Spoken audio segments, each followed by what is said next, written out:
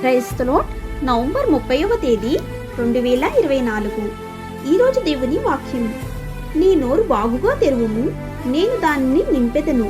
కీర్తనల గ్రంథం 81వ అధ్యాయం 10వ వచనం. ప్రియమైన సహోదరి సహోదరులారా, దేవుడు సర్వశక్తి గలవాడు. ఆయన సర్వోన్నతుడైన దేవుడు.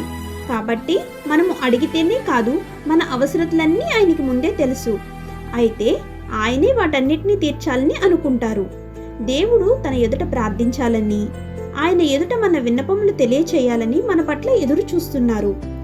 ఆయన మనకి మంచి ఈవుల్నే ఇస్తారు. ప్రతి అపాయం నుండి మనల్ని సంరక్షిస్తారు. ఆయన ఎన్నడూ మనల్ని తిరస్కరించడు. ధూళి వంటి మనలను ఆయన తనతో కూర్చుండబెట్టుకొనును. దిగులు చెందకుడి, మన కొరకు చింతించు ఒక మంచి రాజు మనకు కలడు. కాబట్టి తన పిల్లలను ఎన్నటికీ అసంతృప్తి కలగకూడదని కోరుకుంటారు. మన జీవితంలో ఆయన సమస్త మేలులతో నింపి మనల్ని ఆశీర్వదిస్తాడు. ఆమేన్. God bless you.